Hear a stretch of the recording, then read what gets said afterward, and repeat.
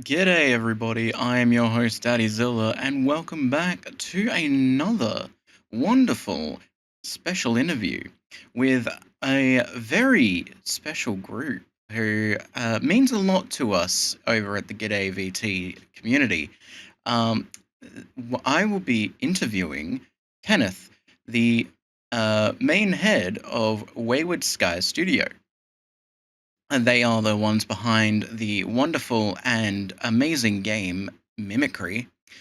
And I will be asking him a few questions about some of the stuff behind the scenes and some possible future stuff. So please sit back, relax, and enjoy the interview.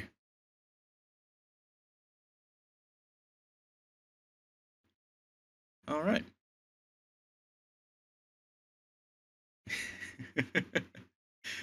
All right. I guess no, you're all good, mate. You're all good. No, it's all good, man. It's all good. First, I thought we should start with introductions. You want to tell people who you are, what you do, and yeah.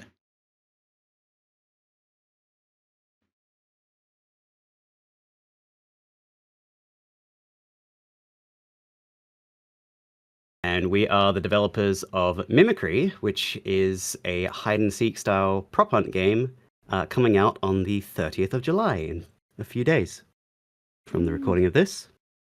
Yeah, I'm looking forward to that. Yeah. Sorry, I make a lot of weird noises. It's how I cope through life. No, it's all good. I do that too. Mhm. So I'll start with the first question that I got here. It's what inspired you to create Mimicry? Yeah, okay, this was a fun one. So, to be honest, I just wanted us to get our teeth sunk into something without it being too complicated to get things going. Prop hunt style games are something a few of us have enjoyed, either as players or as viewers or both, and it's been a long time since I've seen one come out that I personally was satisfied with the development of. And we had a focus as a studio for what we wanted to do. So we want to focus on something fun rather than solely chasing a trend, because chasing a trend is kind of a bit soul-sucking unless it's something you're quite passionate about. Not to say that it's wrong, but just, not necessarily the exact direction we wanted to take. And the other thing is we want to make things that are lighthearted and vibrant. So those were considerations that we had in our mind while we were sort of ideating on different games and pitches that we could put together. Ultimately, it was a really random day where I was thinking about flamethrowers, which sounds ludicrous, but they're something I talk about a lot from a game design standpoint, because I swear to God, game developers, especially large ones like AAA, love making flamethrowers as underwhelming or as inaccessible as possible to the point where the concept of it is far more exciting than actually getting to use it.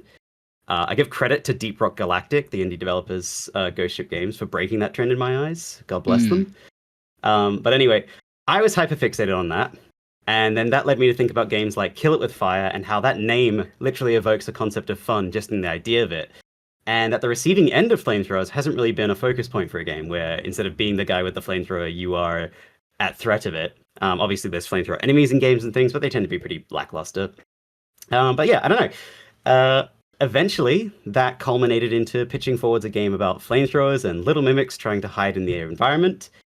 It was one among a few options we had considered, but we were already kind of getting stuck in the pits of analysis.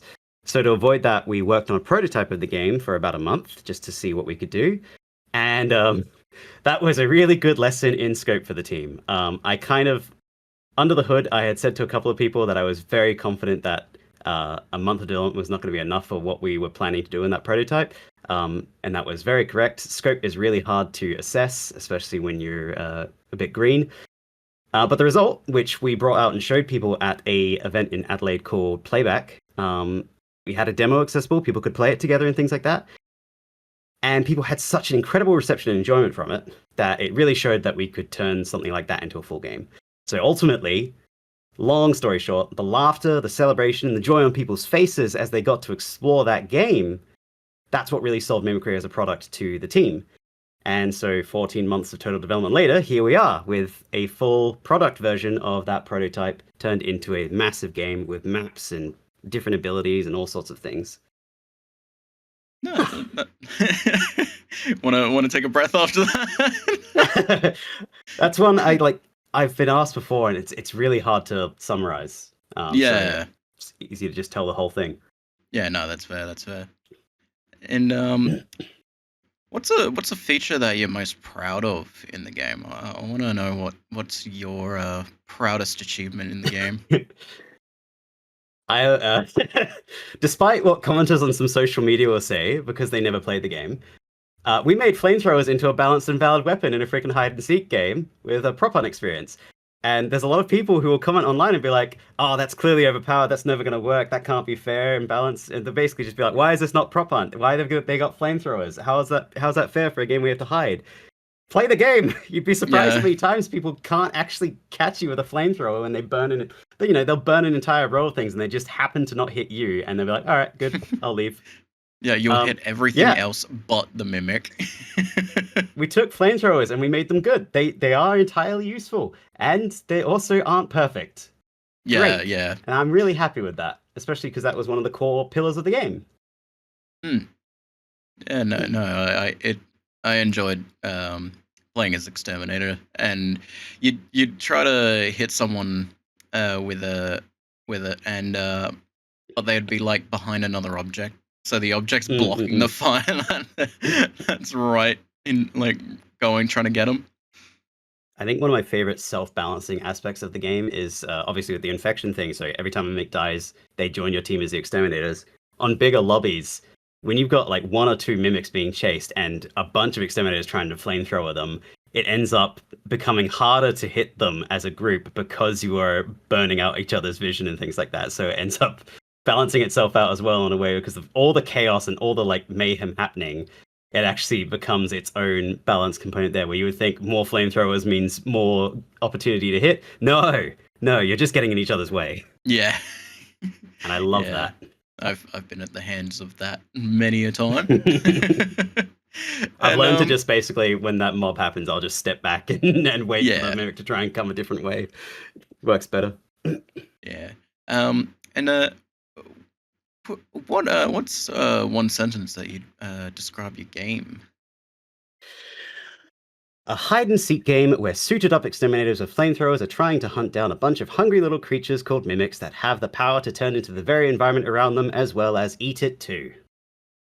We have a press kit.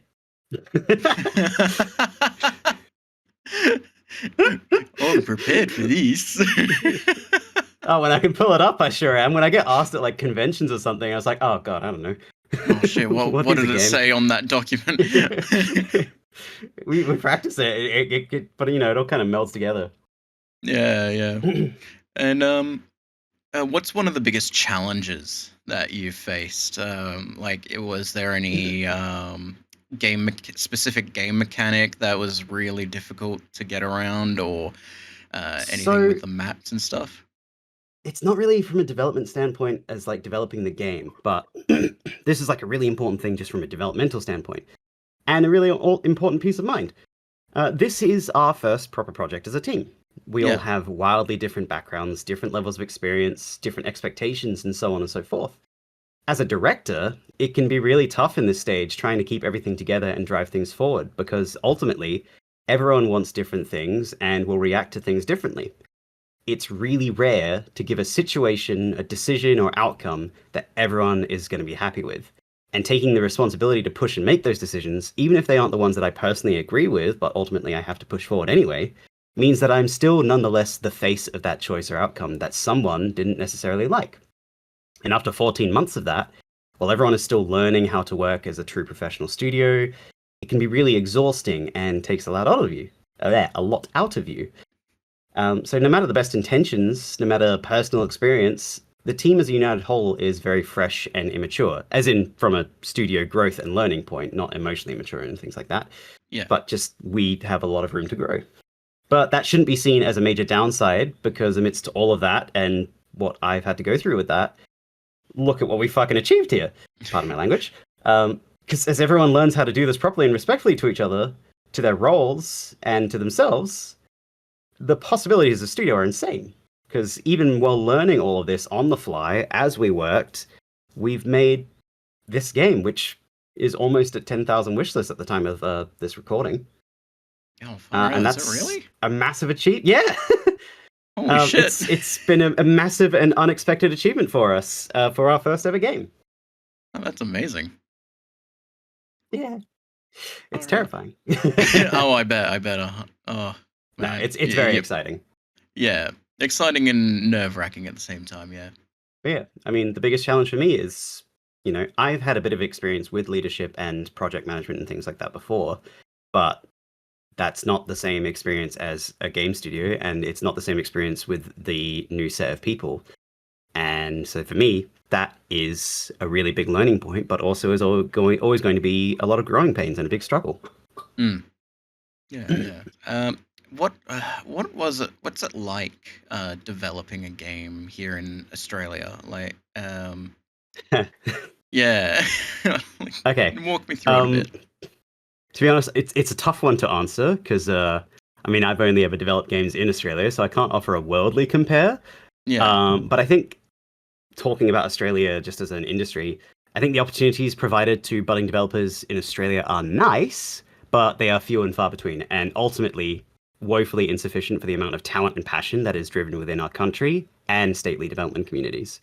Even further than that, South Australia, where we're posted, is so often overlooked and neglected by these opportunities, where some of them just don't even get offered here, which really sucks. Mm. There are opportunities and programs, grants, and things like that that are only applied to, say, like Queensland and Melbourne and New South Wales or whatever. And in South Australia, it's just like, yeah, good luck. Now, for some clarity, there are some people trying to bring positive changes to that front, and it's promising, but it's still going to take a lot of time to see the results of that, which is unfortunate, but at least it's nice that there's someone or a couple people trying to actually advocate for us, because there's a shit ton of talent here. And Mm. those people need the funding and opportunities to actually create jobs to actually show that talent. Yeah. Yeah. Because I do know Team Cherry, the people behind Hollow Knight, they're South Australian based. Yes, yes, they are. Yeah. So Uh, hopefully like with more of wonderful games like yours and Hollow Knight and stuff, that South Australia game developers can actually um, show their talent. yeah, well, I mean, there's more than just those two games that have come out from here and things, but Yeah, um, they're just the ones that I I don't can know. name off It's the like top of my we head. we can flourish as much as we want and everything like that, but whether or not the Australian government and the Mm, faculties around that can offer that support will actually pay attention to it. I mean, you would think after Team Cherry that there'd be a bunch of people just licking their lips at the possible opportunities in Adelaide, but no, not really. no, no, apparently not. Um, And yeah. what's what emotion do you hope the players will feel while they're playing Mimicry, while when it comes out and throughout the years to come? You'll never guess, but the emotion that I would want is joy, laughter, excitement. Mimicry is ultimately a game that is intended to be very exciting, lots of adrenaline and things like that. The joy of hiding and getting to feel that little goblin like energy in that moment, but also the joy of finding someone or being chased. It's very reminiscent of the thrills that you would experience in primary school or kindergarten of that whole sequence. It works for a reason. It's something that we deeply ingrained love as humans. And so ultimately, like with any game, I want Mimicry to evoke that excitement and laughter and joy thoroughly as they play it with every round. And also, with the bunch of stupid things that you can do in the lobby as well. Yeah, yeah, yeah. There's a lot of things you can do just in the lobby. And you haven't seen the new lobby yet, but you will. Oh, right, yeah, you guys redesigned and all It's that stuff with it, yeah. big. Oh man, got more stuff to look forward to, eh? Hmm. Oh man. And what's your favorite piece of music, artwork, or level design in Mimicry? Like, obviously, that might seem like a bit of a stupid question. You're gonna say all of it, but No, if you had I to don't think it's a choose stupid like question. something, what would it be? Bias to my best friend aside, Mason's work as our sound designer and composer is ultimately a widely unsung hero in all of this. I Mm. think Mimicry would not be anything close to the game that it is without the amazing work that he has put in to get everything sounding crisp, ambient, and just really, really immersive, as well as the absolutely tormenting themes of music for the game in the main menu and in the mid round that haunt our brain with every hour of development to the point where I just hear people humming it throughout the house now. Yeah. Like, yeah, he's put in some incredible work that often, like, sound designers and audio development in games just doesn't really get the appreciation that it deserves. But he's done incredible, and we are blessed to have him on our team. Yeah, no, I agree. Audio design and all that really seems to fly under the radar for some. Mm. And um, how important is community feedback to your development? Right. This is a fun one. So there's two interesting viewpoints that are equally important when it comes to community feedback when in game development. So the obvious one, if players aren't having fun because of something, then you would usually analyze that as there's a problem that we want to solve and fix and improve to bring the quality forwards. So we thoroughly playtest amongst ourselves and with other friends and playtesters, much like you and the other G'day VT people. Hmm. And we listen and discuss things that come up thoroughly. We try to take action with agility and grace to make sure that our changes are significant enough that it helps that experience, and ideally also not to the detriment of other people's experience in different ways reacting to those changes. But a really good quote from Arrowhead, the developers of Helldivers 2, is that a game for everyone is a game for no one.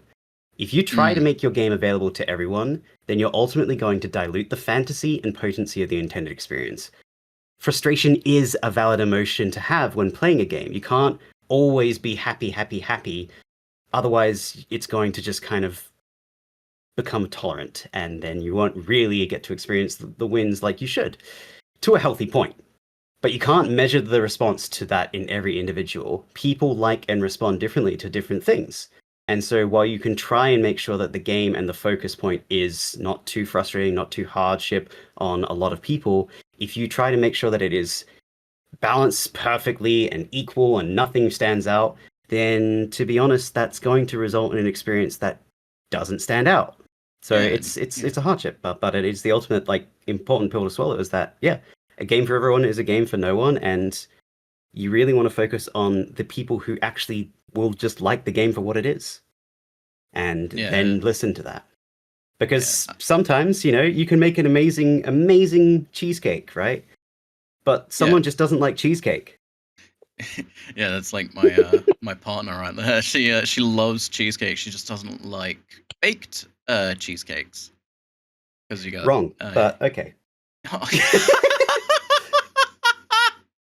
oh, she's gonna murder you. She's gonna murder That's you. fine. She doesn't know where I live yet. Yet.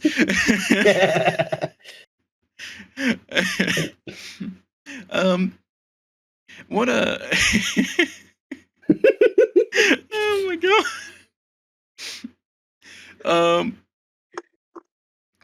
and what's a game that really influenced you and got you into this like starting this all like inspired you to Oh. do this?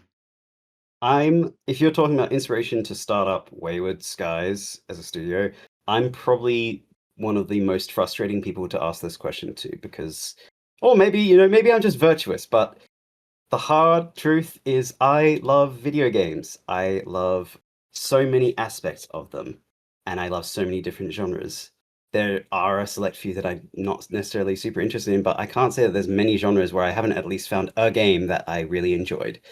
And so, to be honest, it would be hard to pick a specific one.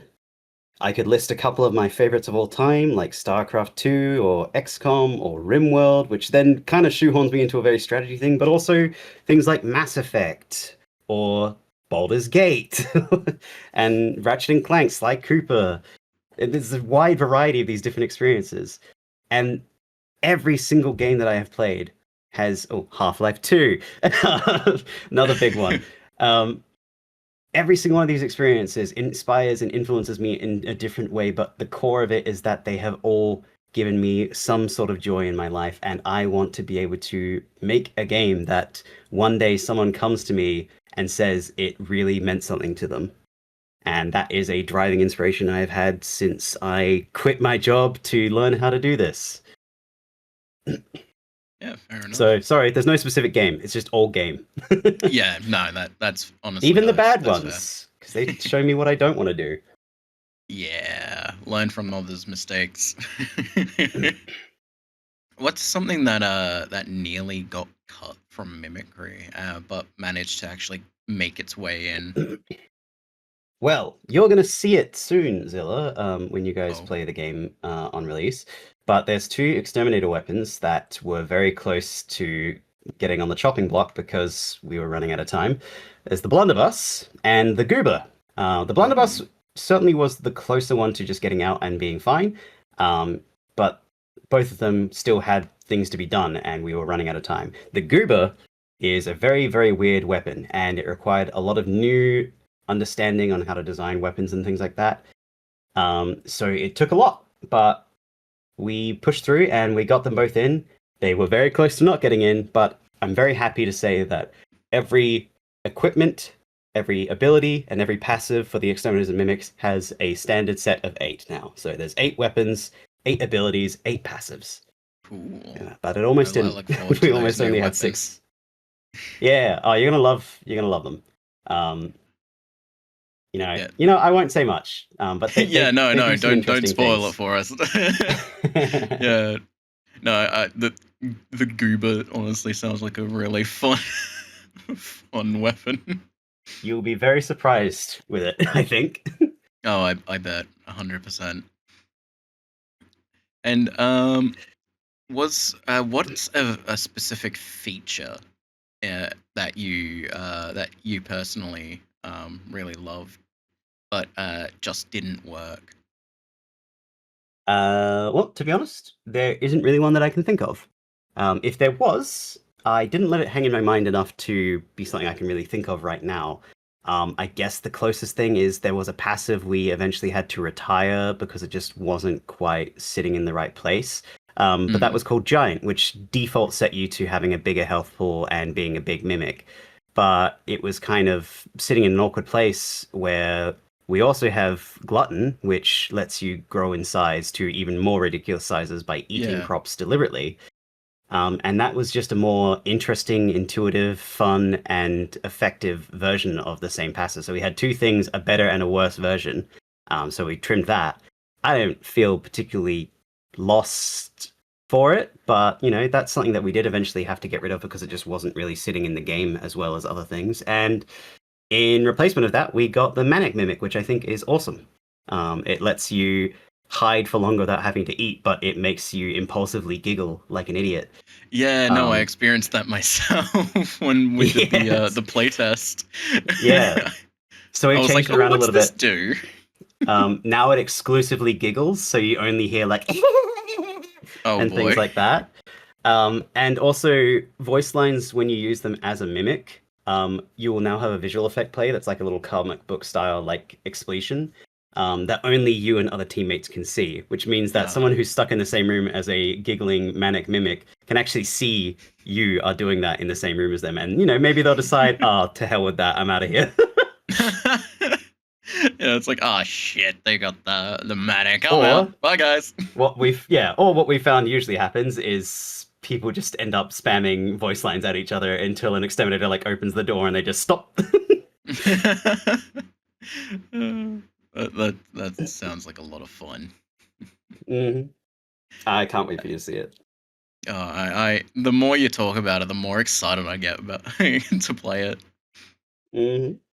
And what's one of the funniest bugs that you've encountered? Because I've I obviously I've have encountered my own fair few of funny ones, but what Yes, about but you nothing will guys? ever compare to what you have never seen and you never will see, which is the minifier bug. It was specifically the minifier bug paired with head grab.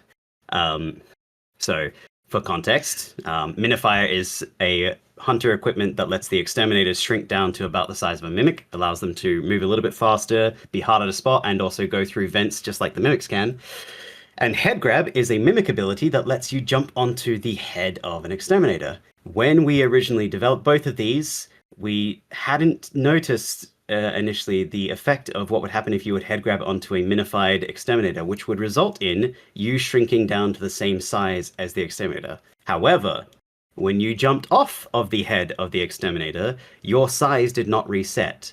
So you Oh. were shrunken down to a tiny microscopic ant-sized mimic, which was absolutely hilarious, but also could not stay in the game. Yeah. I believe as well it would repeat. So if you jumped onto the head again and jumped off, you would shrink even further Oh god. Oh to like no. microscopic. Oh no. It was absolutely awesome, but we were also like, oh wow, we can't keep that in. Yeah. Ultimately, it made more sense that a shrunken exterminator couldn't be head grabbed in the first place because of how small they were. It just Yeah. so that was an easy fix anyway. But that was really cool to see and really funny because we definitely had a couple rounds where we just had like little micro babies running around. God, it's just like a swarm of ticks or something. God. Oh. um. Uh, if you could go back in time and to the start of development, what is something that you would tell yourself? Like, what advice would you give to past you at the beginning of making mimicry? There's seldom much advice that I would give to myself that I wouldn't give to us all as a team. And I think the most important one there is, especially when it comes to like stress and things like that, is simply be nice. You're all human. So you need to make sure that you treat yourselves and each other like it. Everyone is going to go through a lot of things, a lot of new insecurities, fears, stresses, and anxieties that they've never had to consider before. And that can lead to you being more hurtful to yourself and to the people who you work with than you would want to. And that's a lot of points of reflection for everyone. And, you know, again, it's that same thing as like when you delve into scary unknowns, it's really hard to keep yourself in check with those things. And so that's probably the most important advice I would give to all of us is just a reminder that that's really, really important. Hmm. Yeah, no, solid advice. And going along with the development stuff, what's a hill that you are totally willing to have like a final stand and die on that you had during development? Uh, Die on during development. That's hard. Also because, from a healthy standpoint, we don't really like or approve of that sort of thing when it comes to development Yeah. as a team.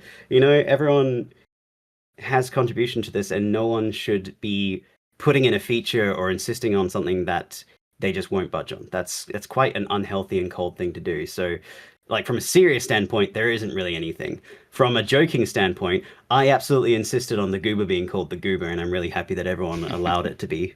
Um, we could have called it so many other things. We could have called it like the goo gun or something like that, but the goober was just very important to me, and so it's there. Happy Sam. Yeah, no, that's fair. Goober sounds way better than the Goo Gun because That's I've played like many games where they just call it the Goo Gun. Like even in like yeah, or something games like different. Prey, they've got I the love Goo Gun and Prey. that's it. Yeah, okay, but Yeah, the Gugon in that makes sense. yeah, yeah, Gugon was just an example. Like it was, it could have just been given different names, but I really yeah, loved the Goober, especially because it just hit that same whimsy and silliness of the game as a whole. To then have, yeah. get like stun stick, grenade launcher, blunderbuss, the Goober. Ah. The Goober? Oh, and also I really wanted the stun mines to look like burgers, and they still do. So I'm very happy about that. There was actually a lot of resistance to that at first, but I just wanted us to sort of try it and see what it was like. We put it into the game, and people were like, you know what, actually, this is great. And I was really happy about that too. They never suspect the cheeseburger. I actually really want a burger right now. Oh, same. Oh, give me a double quarter pounder, please. The burgers are better at Hungry Jack's. Not sponsored. Oh, you know what? Yeah. It Double depends on the cheeseburger burger, for me. though. I'm not. Sure, fine. But I'm a convert. I used to just default to McDonald's, but how are we here? This isn't. I don't know, man. This just happens. I'm a convert just to let it happen. HJ's, and I'll die on that hill. Their burgers are better, and I'm happier for it. No, that's Also, fair. I feel That's like fair. I don't know what it is. Maybe it's the place that I get it from and stuff like that. But like, I feel like McDonald's is a place I go to buy a burger and feel like I personally offended the employees, and they really wanted me to feel it in the like meal that I received. Yeah, especially when it's like one that looks like it's been punched and just people's elbow dropped on. Oh yeah. I've had some real interesting experiences with burgers from McDonald's, and like it's obviously the same thing. It's like, okay, which result will you get with the fries? Will they be old and stale, or will they be uncooked? Oh god, yeah. Oh, sorry, Yeah. secret third option, soggy. Soggy is all hell. Soggy. Oh, that's my so that's my issue with like KFC. Their fries are always like super soggy at the ones that are close to me. Yeah, we don't talk about the burgers at KFC. Well, they're fine. Yeah, Okay, they're should we okay. get off of fast food? I'm so hungry now. Oh. Back to questions. But yes, no, back A on brief track. fast food intermission. Yep. um, is there like an idea floating around of what could possibly be next, like your next game to develop as Wayward Skies? Ha. Wouldn't you like to know, Weather Boy? Yeah, I would. Look, we have a little channel where we put game ideas of varying levels of commitment and design. This can be anything ranging. Look, I'll even give a couple of examples because they are. This is an example of just how non-committal these can be. Of course, now that I try to pull it up, it's what the heck? I can't pull anything. Okay, yeah. This is not an NDA because one of them is dinosaur game. Make one, please, smiley face. So that's an example of something in our game pitch ideas. But obviously, that's the the lower threshold. It's literally any idea that people have that they can chuck in some way, varying from that to a full fleshed out idea of other ones that I won't talk about because that's mine or ours. Yeah. But No, that's fair. the core of it, we haven't chosen anything yet. We are going to take time to rest. That is going to be the next thing after Mimicry releases first and foremost. And then we're going to think about it and look at our options. Something we really want to do actually is a pitch night where we just kind of keep it lighthearted and each of us pitch a game, just for fun and things like that to each other. Not competitively or anything like that. Just here's some fun idea. Well, I would like to put in a suggestion: kaiju battles, featuring One of our a mimic as one of the kaiju. We are like one of our collaboration hats is with Kaiju Battle Simulator. Yeah, which is an I saw Australian-made that. game. If you want kaiju games, you should play that game. It is absolutely phenomenal. I'll have to give that one a look at. I'll put that in my my wish list. Also, Memento is one of the developers of it. So, ooh, very nice, very cool. And what if you had an unlimited budget? What is one feature that you would instantly add? Probably matchmaking, because people won't stop asking. Oh, yeah, no, I bet that'd be a bit annoying. Yeah, well, what's funny about matchmaking is that it's extremely hard to do, and we have two programmers who only just for this project have learned how to do networking. And that comes with the kind of problem of, sure, we could set up matchmaking if you want to get filled with hackers on every lobby. We just don't have the skills or the time or the money to invest in that right now. It's too much. So Yeah. it's really hard. It's something, we wish we could have in the game to appease those people, but it's too much. It's too hard to do. And yeah, so if we had an unlimited budget, probably that. No, To be that's honest, fair. everything else with the game, really happy with. I mean, if, unlimited budget, I could say a bunch of ridiculous things, but I'm quite happy with where the game is ending up and, where we want to finalize things. Oh, that's pretty good. Pretty good. Yeah. Yeah. No, I bet. Not the most exciting answer, is it? No. It's all good. I was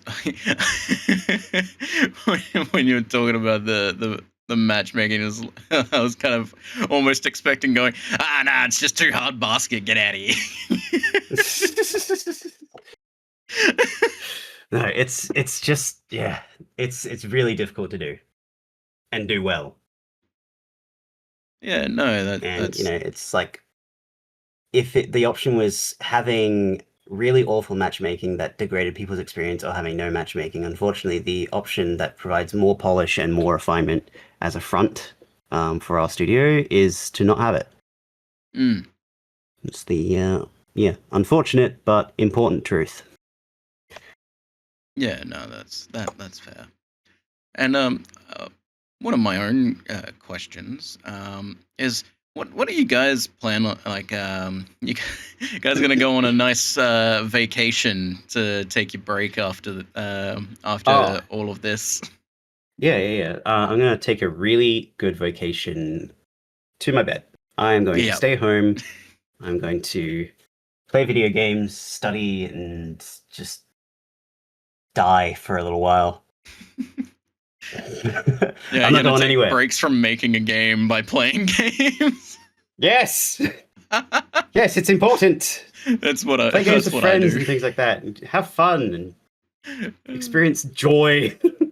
Yeah, Um, it's it's the it's not to same say when that I I'm don't doing do that at the streaming. time being, but yeah, it's God set me free. It's an awesome experience, but rest is so important, and an Mm, unfortunate consequence of learning pains and things like that is no one on this team is giving themselves the rest that they need, especially coming up to the release, which is okay for the time being. But no studio should indulge crunch and things like that, whether it be self-imposed yeah. or imposed by others. That's going to be an important lesson to learn. Right now, people are not really resting that well, and that concerns me. Mm, But almost there, and then we sleep and cry, and just a hopefully couple more. we celebrate. Yeah, just a couple more days, and everything's Yeah, so all over and done with. we'll probably have a little like personal celebration on launch day, go out and eat and things like that. And then, as you know, there'll be a launch party as well that I'm going to try and organize. Yeah, Which has we been were talking with Katie about that. there'll be more to come about that personally, but oh my god, first time learning how to organize something like that. It's fun. Mm. Yeah. Oh. Yeah. No, that's honestly that's exciting stuff. Lots of stuff happening on your end. With like would it be like I'm just guessing it's just like a few minor kinks and bugs here and like a few minor stuff here and there that's left to do. Yeah, for the most part, like it's a never-ending battle with game fixing and things like that, and I think everything that needs to be implemented is implemented. It's all polished now that we're doing, and like bug fixing and things like that. But even with a bunch of playtesters, even with frequent testing internally and with others, God, it's so hard to catch everything. Yeah. And one of the things that we're gonna have to just swallow as a pill is we can make the game as best as we can, but there's no way that we can release it perfectly because that's just impractical, both for where we are resources wise, but also just how would we know a lot of these things without it actually getting out to a wider audience. So we are trying our absolute best. It is pretty much all bug fixing and tweaks and things and polish.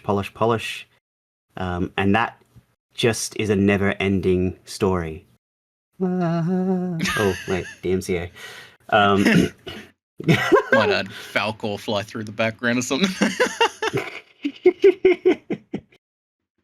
But yeah, that's my No, waffly no. answer to that one. Yeah, no, that's no, that's fair. That's all good. Um, and what's something that surprised you the most during development?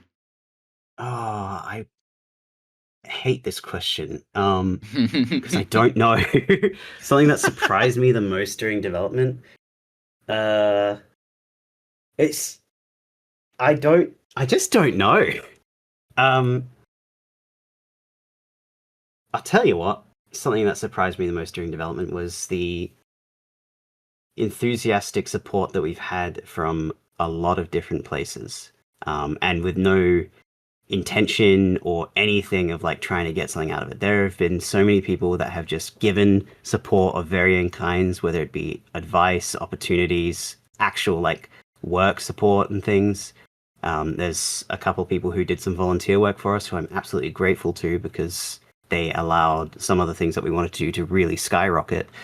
Um, that surprised me. Like, we were all prepared to just kind of be doing this on our own completely and trying to figure this out. But other developers have gone out and promoted us and supported us, given us all the advice, all the information in the world, told us tools and websites and resources. And every single instance of that has basically just been like, we like you. That's all. That's why. And tell it, let us know if you need anything else. And that's been almost universal for most of the studios. I'm so grateful to it. Hmm. I want to do a very big fat thank you to many of them as we move into release and everything. Because of that, Yeah. I mean, if there's any that you specifically wanna shout out, you can do that, and to shout anyone specific. Oh, I could certainly try. I wouldn't be able to list them off sufficiently right now, off the cuff of my head. But obviously, there's some very big standouts like the Kaiju Battle Simulator developers, Two Lives Left, who, again, my mentor is part of, so eternally grateful for that. There's a team called Catalyst Games, who have been extremely kind to us and are trying to get their game out this year as well with Dungeons and Yeah, Dining tables. yeah, no, I'm planning on playing their demo Hmm. next week, so Bad Plan Studios have been a massive, massive support. Particularly one of their head members, Chad, has been a teacher and mentor to all of us as a team. And the game that they're making is brutal, crazy, and awesome in the sort of Binding of Isaac sort of style. And they deserve, much like the rest of them, all the success in the world. But they have been, you know, maybe some of our number one cheerleaders since the past 14 months even began, or before that. Um, there's many more, many more. I don't want to try and list all because I'll miss no, things no, and you then I'll don't have feel to bad. list But all of them. I was just like um, mostly the ones that you like mainly want to thank, really. R&D department with Toya, Fox and Shadow made by Paper Cactus. Oh, now I'm gonna have to uh, put in like a Star Wars credit roll. um, yeah, no, there's so many. Yeah, So many. I already feel bad for trying to list out because I know I've forgotten like one or two people who absolutely deserve the respect and shout out, but well, I'm doing my best. yeah, no, that's fair. That's fair. Um, and I guess what's I'm just trying to find my Oh, questions here again. Royal Rain Studios of Castle Cab as well. Super important, that one. Kind Ah, of like yeah. critically important. Well, I am out of questions, I believe. Yeah, I've got no more questions here. Oh man. Yes. Uh, Well, we've been at it Um, for almost an hour. yeah. Is there a question that you'd wanna that you thought I would ask and had prepared for, or is there anything? No, no. I'm far No? too airheaded right now for such things. Yeah, no, fair, fair. You're I probably on did the. see. I suppose you had a question. There was a question that you had about whether Mimicry was going to come to console. I could Oh, try yeah, and no, I completely missed that one. yeah. Yeah, is there Not any that I have plans a for that? very. I have no fun answer to this. No, but I guess there's no explicit plans. We haven't set anything, but there are options available to us on how we might go about it. But we have very strictly said we are not going to consider it until after release and see how the reception for Mimicry goes. If Yeah. there is demand and a really good influx for it, there are some people we could talk to about getting that organized and things. But I just will promise nothing because there's nothing to promise. Yeah. Just that there's possibilities there, and we like it has a very high chance of not happening, but it's not impossible. Yeah. So it's something that's like it possibly We're interested. maybe could happen in the far future. Yeah, it could happen in the future. We're interested in it, but it's certainly not on the top of our It's list not on because your the top of our priority list is list currently. yeah, the Yeah. top of our list is bedtime. Yeah, yeah, no, as it should be. Yeah, exactly. Should be bedtime, self-care, food. Mm-mm. Burger. Fucking burger. Mm, cheeseburger.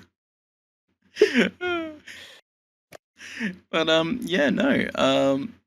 Thank you for letting me interview you for the G'day VT News and the cast the the creator couch. Oh my god, I gotta get the name in my head. But yeah, no, thank you for the for joining me for the interview, and Thank you for having me. Been a delight. yeah, best of luck for all of the stuff that's going on behind the scenes and up for the 31st. And I really look forward to playing on the release day. Yeah, I'm really obviously super chuffed and appreciative of you and the rest of Good ABT's support for what we're doing as well. It's really funny that obviously we didn't know that Rev was a part of Good ABT or associated, and we actually just found you guys organically ourselves. Even though Rev happens to be one of the volunteer people helping us with social media and things, Oh, just completely um, yeah, completely accidental or unrelated connection, but there's the small world that always comes into play. yeah, yeah. um, but yeah, no, like the genuine love and support from you guys has been super appreciated, and obviously it goes both ways. Oh, shucks. We shall need the best for you, darlings. Oh, oh, you guys treat us too well. And Yeah. is there any last message you want to give to everyone listening and watching, and anything you want to say? Look, if there was one final message that I wanted to leave with anyone who watched this interview to the very end, it's that you should really buy Mimicry. We need it. Give us money. We need this to succeed. Yeah, and that would be it. That we're very passionate about the game, and it would mean the world to us that everyone who viewed this would go on wishlist, buy it when it comes out, and do your best to support us because we are a very small studio coming out of pretty much thin air for Mm, resources and things, and we're trying our absolute best to get this going. But it requires a lot of support and a lot of passionate people to want to help us reach the goals that we have, yeah, no. which is employment. Yeah. Give us the career, please. Be really nice if if game development can actually fund itself. It really makes things easier. Oh, But there if you only the world go. was paradise like that. Yeah, no. So everyone, please go wishlist, buy Mimicry, put down a nice positive review, get that onto the front page on the Steam store. Um, Spread it every way you can, and yeah, Thank you all for listening, and I will catch you all guys on the news and the next interview when that is scheduled. So, yet again, thank you all for watching, and thank you for joining me, Kenneth. And I Thank hope you. everybody has a lovely morning, afternoon, and evening. Good evening, good afternoon, and good night. Bye bye, everyone.